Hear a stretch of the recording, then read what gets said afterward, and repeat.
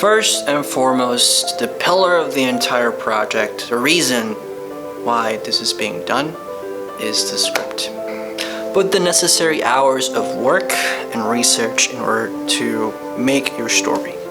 The more research you do, the merrier, and the less of a headache you're going to have in order to pull it off. Once the story or the script is being made, it's also all very useful to make the premise of the story, because at some point they're going to ask you about it, just in case. Due to a forbidden love, our protagonist Ambrogio gets cursed by Apollo, the sun god. With not being able to go into the sunlight, Ambrogio will be pushed to search Hades for help in the depths of the underworld, willing to bargain for anything in order to reunite with his partner once more. Once the script is made, it's now time to gather all the assets that you're going to use in order to make your story come true, or to pull it off. We would gather characters, props, buy or make you a background, BFX, if any, which ones are you going to use, and casting. Since it is a motion capture project, we're going to need help from some professional actors in order to bring our characters to life. This entire project is Unreal Engine based, which is going to allow us to dive into the following topics. The metahuman creation and customization. Yeah, this subject in particular was exciting for me because, well, it's no news that metahumans is one of the coolest things that Unreal Engine has to offer, of course. Highly customizable, there's lots of things that you can change physically in your character. The challenge here was to change the overall look of our characters, and by that I mean the custom design.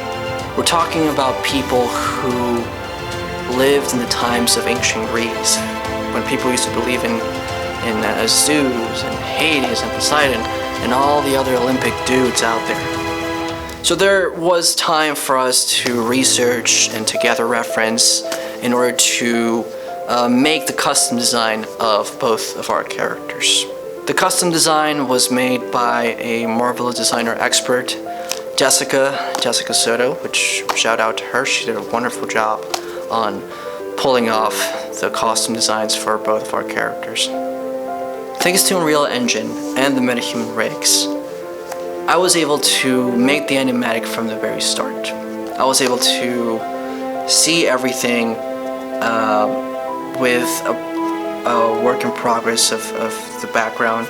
As the pre-production would go, I was able to look everything in real time, which was pretty awesome.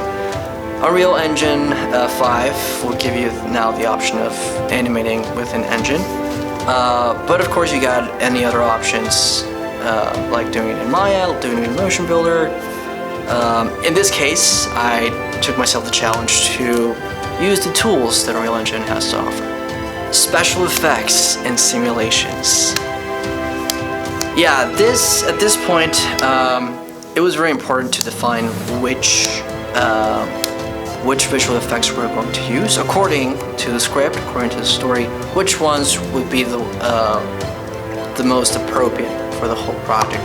I would say in pre-production it's a whole phase of trial and error. The more you get to experiment with your visual effects, the more time you get to spend to get to know them, how to control them, how to set them, the less of a headache you're going to have when it comes to the production phase.